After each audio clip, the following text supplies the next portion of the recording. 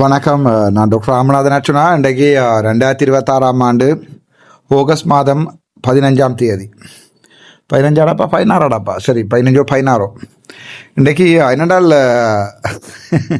திருப்பியும் வாழலாம் என்கிற நம்பிக்கை எங்களுக்கு சில நேரங்கள் உங்களுக்கு தெரியும்.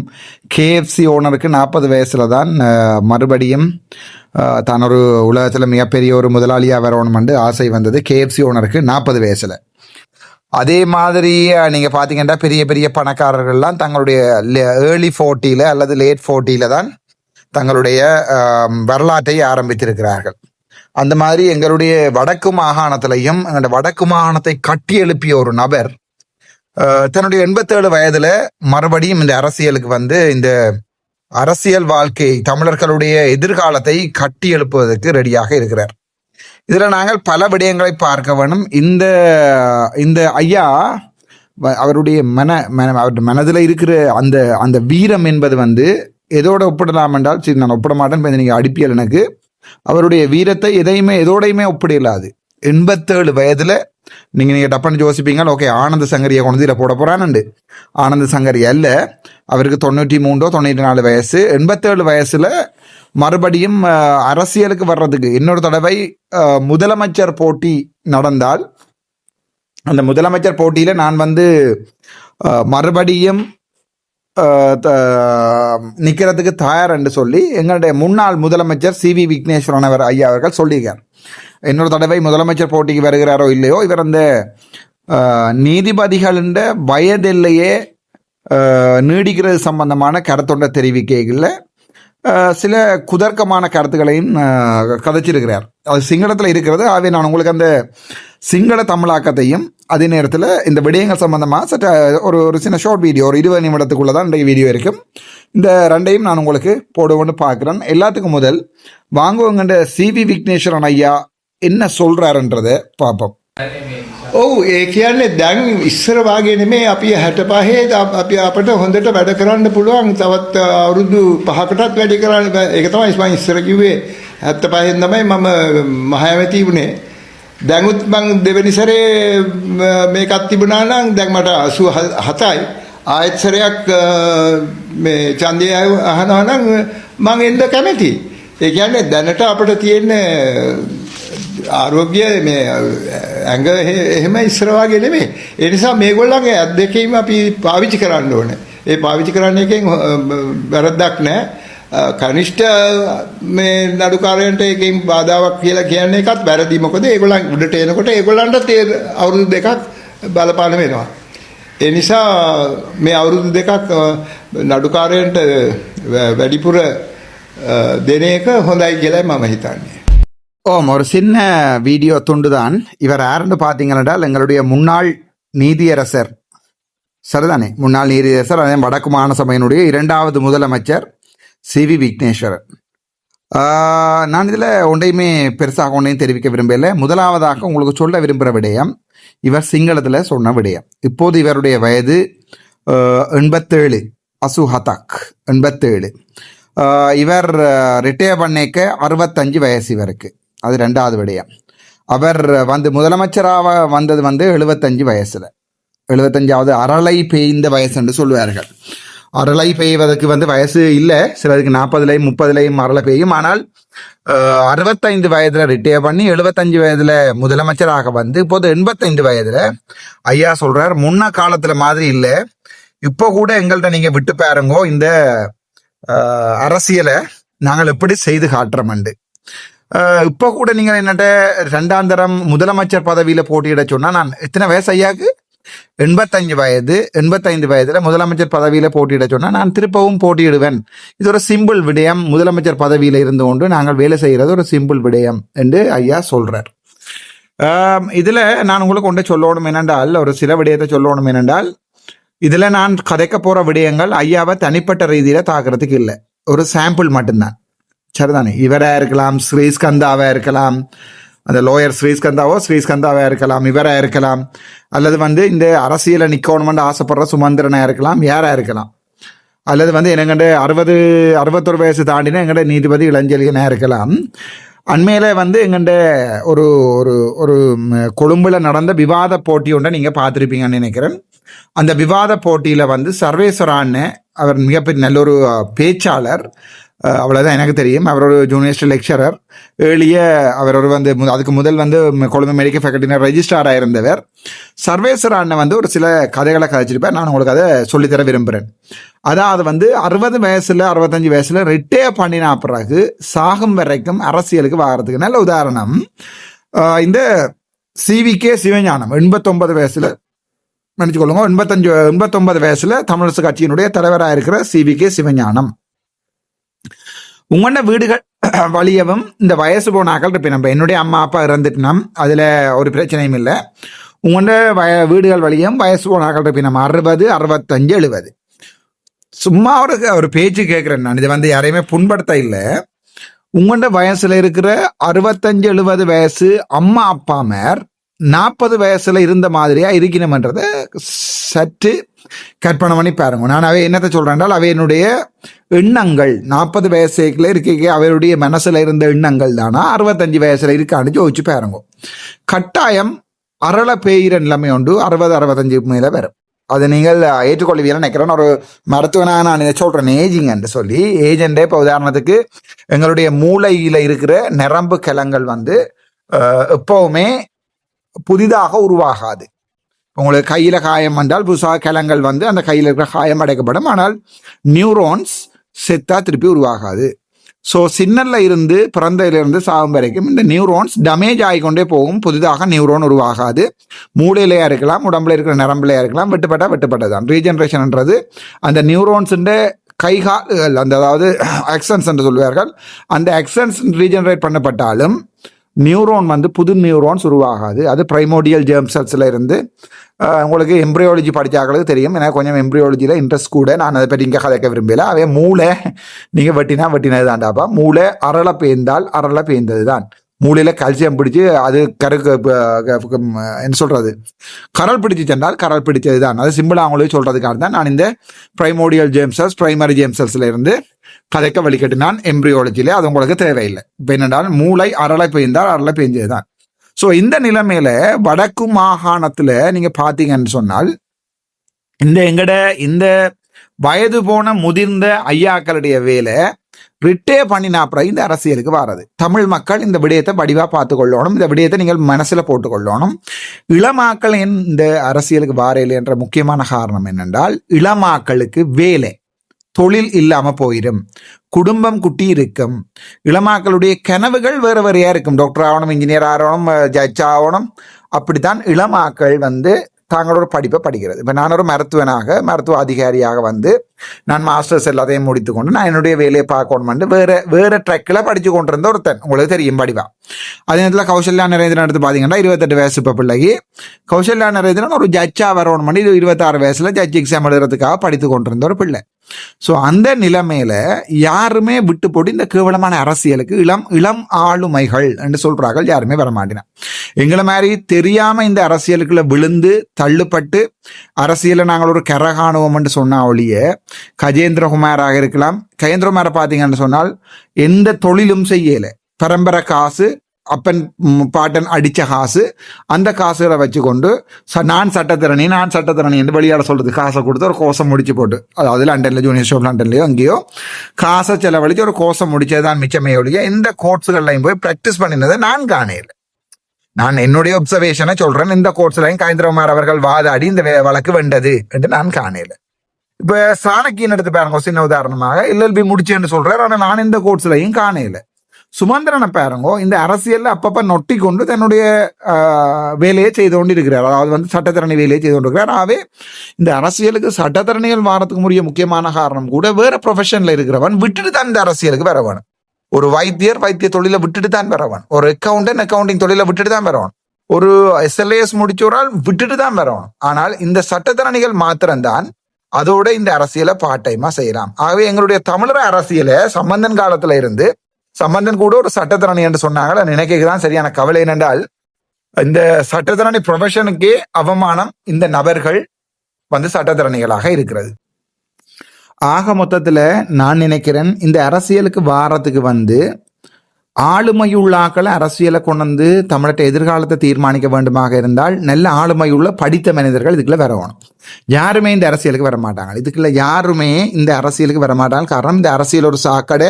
நான் இந்த அரசியலுக்கு வந்த பிறகு எப்படி விமர்சிக்கப்பட்டு நான் அன்றைக்கு டீச்சர்ஸ் மேரோட எல்லாம் போய் கதை கேட்கல சார் சொல்ல இவ்வளவு அடி வேண்டி நிற்கிறீடாண்டு நான் என்ன பழகி போச்சு சார் அடிக்கிறதா இருந்தால் நாங்கள் திருப்பி அடிப்போம்னு சொல்லி போட்டு மணக்கள் அடிச்சு போட்டு நாவே இந்த அரசியலுக்கு வாரது பட்டு கேவலமா விமர்சிக்கப்பட்டு உலகத்துல உள்ள வாழ்க்கையில மலைக்கு கூட பள்ளிக்கூட வாசல்ல ஒதுங்காதவர்கள் எல்லாம் உங்களுக்கு அட்வைஸ் பண்ணுவார்கள் அரசியல் சம்பந்தமா. உங்களை கல்ல ரெண்டு வாங்கல், பொட்டை கல்ல ரெண்டு வாங்கல், காசுகளை எடுத்துட்டு ரெண்டு வாங்கல், எல்லாத்தையும் தாங்கி கொண்டுதான் இந்த அரசியலுக்குள்ள நீங்க செய்யணும். இதை ஃபுல் டைமா செய்யறதாக இருந்தால் என்ன, இப்ப நான் உங்களுக்கு தெரியும் இந்த அரசியை முழு நேரமாக இந்த அரசியலை செய்து கொண்டிருக்கிறேன். உங்களுக்கு தெரியும் நான் ஒரு மருத்துவராக இருந்து மருத்துவ தொழிலை விட்டுட்டு வந்து முழு நேரமாக செய்து கொண்டிருக்கிறேன். அது சரியான கஷ்டம்.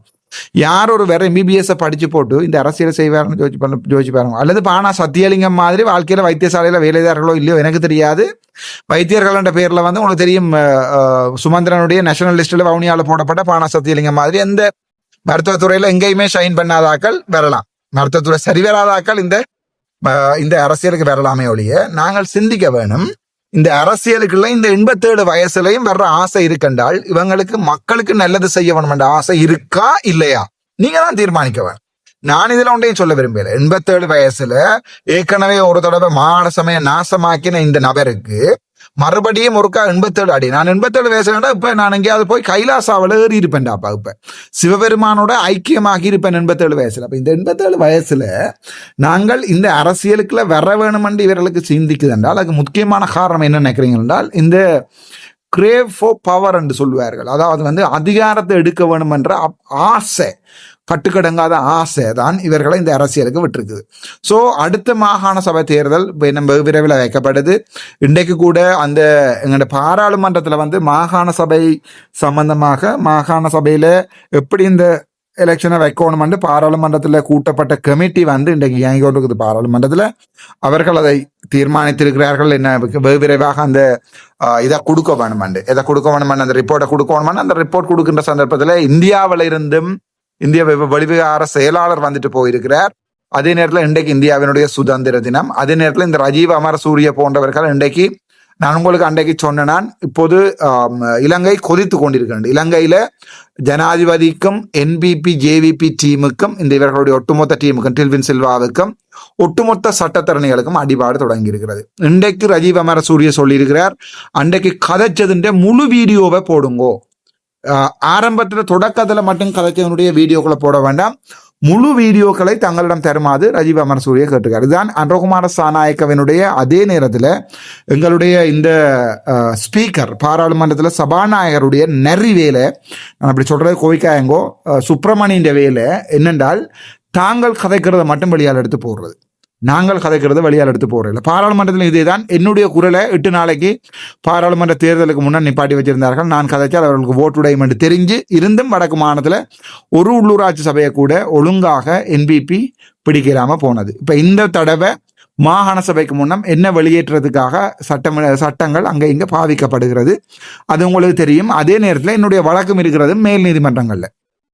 மேலண்டு நான் சொல்லுவது கோர்ட் ஆஃப் அப்பீல்லையும் சுப்ரீம் கோர்ட்லையும். ஆகவே நாங்கள் திட்டமிட்ட ரீதியில் லோயர்ஸ் அட்வைஸ் எடுத்துக்கொண்டு தான் இந்த வழக்கிலிருந்து விலத்த வேண்டும் என்பதற்காக பாராளுமன்ற பதவிகளை கௌசல்யா நரேந்திரன் திட்டமிட்ட ரீதியில் ஏற்கனவே சொன்ன மாதிரி போகிறோம். ஆகவே அவர்களும் ஒரு வகை யுக்தியை பாய்ப்பார்களாக இருந்தால் நாங்களும் ஒரு வகை யுக்தியை பார்க்கிறோம். ஆனால் நாங்கள் வெளிப்படையாக இருக்கிறோம். மக்களுக்கு நாங்கள் வெளிப்படையாக இந்த யுக்தியை பாவிக்கிறோம் என்பதை சொல்லிக் கொடுக்கிறோம். ஆகவே நீங்கள் சிந்திக்க வேண்டும். இந்த நேரத்தில் இந்த மாகாண சபை வைக்கப்பட்டால் இந்த மாகாண சபையில உங்களுக்காக அரசியல்ல நிக்கிறவன், அரசியல் தேவைப்படாதவன் யார் நிக்கிறான் என்பதை நீங்க சிந்திக்க வேணும்.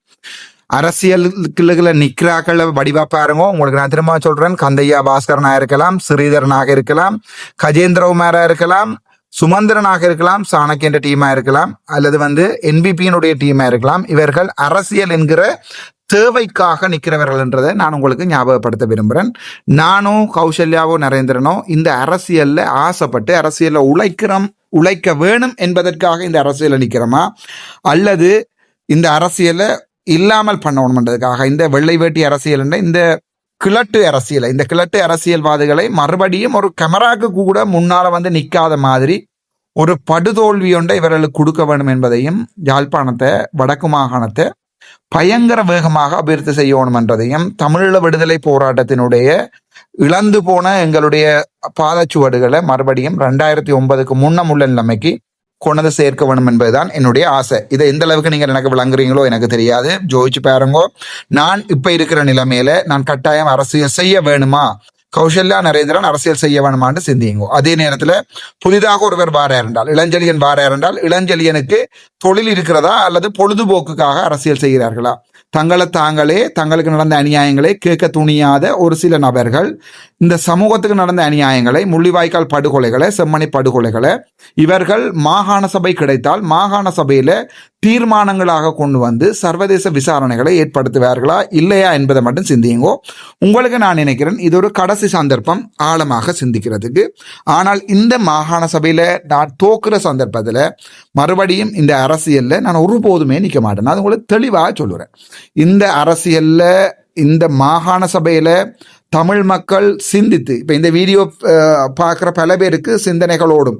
ஓகே, அர்ச்சுனாவை கொண்டு வரும், அவனை கொண்டு வந்தால் தான் மாகாண சபையில முக்குத்தனமாக டிசிஷன் எடுப்பான், முக்குத்தனமாக டிசிஷன் எடுத்தால் தான் எங்களுடைய உணர்வுகள், எங்களுடைய இழப்புகள், வலிகள் எல்லாத்தையும் செய்வான் என்கிற நம்பிக்கை இந்த வீடியோ பார்க்குற. இப்போ நான் நினைக்கிறேன் இந்த வீடியோ போட்டு 7000 பேர் பார்த்தால் குறைஞ்சது 5000 பேருக்காவது வந்திருக்கும்.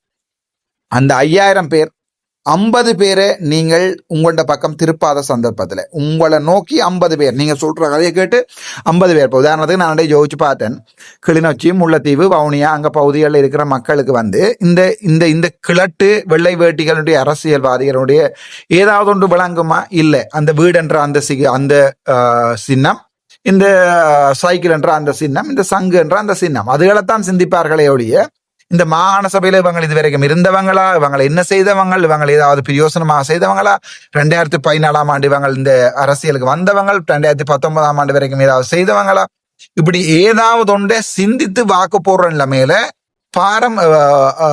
அதாவது வந்து அடிப்படை வசதிகளோட வாழுகிற மக்கள் அல்லது வந்து கஷ்டப்பட்ட மக்களுக்கு அந்த சிந்தனைக்கு போற அளவுக்கு அவர்களால இயலாது. அன்றாடைக்கு அவர்களுடைய வாழ்க்கையில இன்னத்தை சாப்பிடுறோம் என்பதுதான் அவர்களுடைய பிரச்சனை.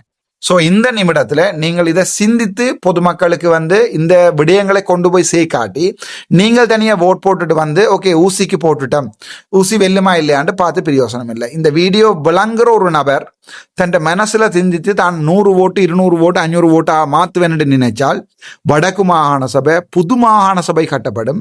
சகல வைத்தியர்களும் வடக்கு மாகாணத்துக்கு, தமிழ் பேசுகின்ற எங்களுடைய மண்ணில் பிறந்து வளர்ந்த வைத்தியர்கள் மறுபடியும் வடக்கு மாநிலத்துக்கு கொண்டு வரப்படுவார்கள். உங்களுக்கு நான் ப்ராமிஸ் பண்றேன், நான் ரிட்டையர் பண்ணி போறதுக்கு முடியல, இந்த 5 வருஷத்தை கொடுத்துட்டு போறதுக்கு முன்னே கட்டாயம் KK ஸ்டோர்ல இருந்து வேம்படி வரைக்கும் கட்டாயம் ஒரு குறைஞ்சது தாழ்தள பேருந்தாவதோட பண்ணுவேன், ஆகலும் குறைஞ்சது, சரிதானே? அல்லது வந்து கட்டாயம் ஒரு ஒரு ஒரு ஒரு பெரிய மாற்றம் உண்டே வடக்கு மாநிலத்தில் கொண்டு வருவேன். மன்னார்ல இருக்கிற டவுனை பாருங்க, இவ்வளவு கேவலமா இருக்காண்டு. மன்னார் டவுன் மாற்றி அமைக்கப்படும், கிளிநொச்சி டவுன் மாற்றி அமைக்கப்படும், வவுனியா டவுன் மாற்றி அமைக்கப்படும், வவுனியாவில் மேம்பாலங்கள் போடப்படும். தெற்கில் இருக்கிற அரசியல்வாதிகளோட கதைச்சு தமிழீழ விடுதலை புலிகள் வந்து ஒரு ஒரு முறையான அரசியல் கட்டமைப்பாக மாறுவதற்குரிய அனுமதியையும் நான் எடுத்திருப்பேன். இவ்வளவுத்தையும் நான் மனசுல இருந்து சிந்திச்சு கொண்டுதான் நான் உங்களுக்கு சொல்றேன். ஆனால் இதை எந்த அளவுக்கு நீங்கள் விளங்கிக் கொள்றீங்களோ இல்லையோ எனக்கு தெரியாது. உங்களுக்கு இந்த ஐயாவினுடைய ஒரு சின்ன வீடியோ உங்களுக்கு பதியுமன்னு நினைக்கிறேன். நன்றி, வணக்கம். டாக்டர் அர்ச்சுனா.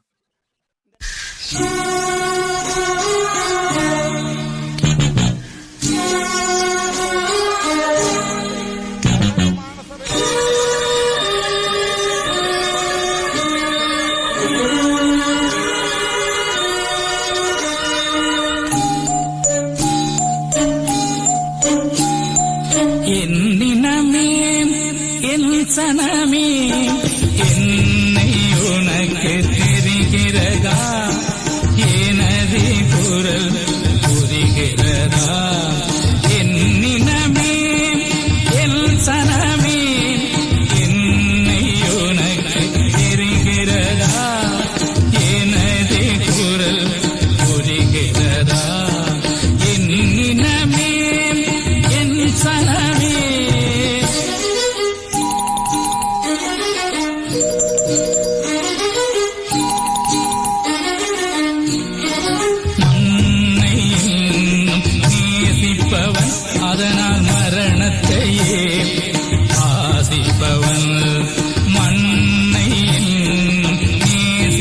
நேசிப்பவன் அதனால் மரணத்தையே வாசிப்பவன் என்னினமே என் சனமே என்னை உனக்கு தெரிகிறதா எனது குரல் புரிகிறதா என்னினமே என் சனமே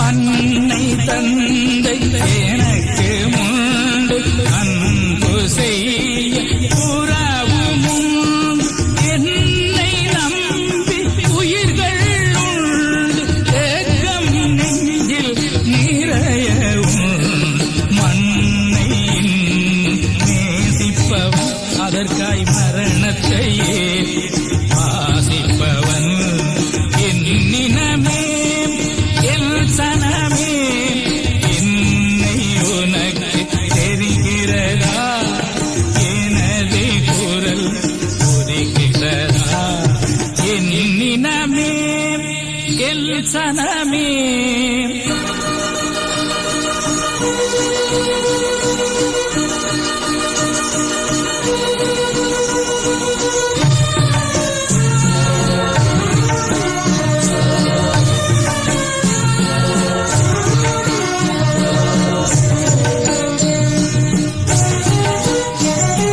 பாசறை நான் புகுந்த இடம் பதுங்கு கூடி உறங்குமிடம் தேசநலன் எனது கடன் தேன் தமிழே எனது திடன் அதனால் மண்ணை நேசிப்பவன் அதற்காய் மரணத்தையே வாசிப்பவன் என்னினமே என் சனமே என்னை உனக்கு தெரிகிறதா எனது குரல் புரிகிறதா என்னினமே என் சனமே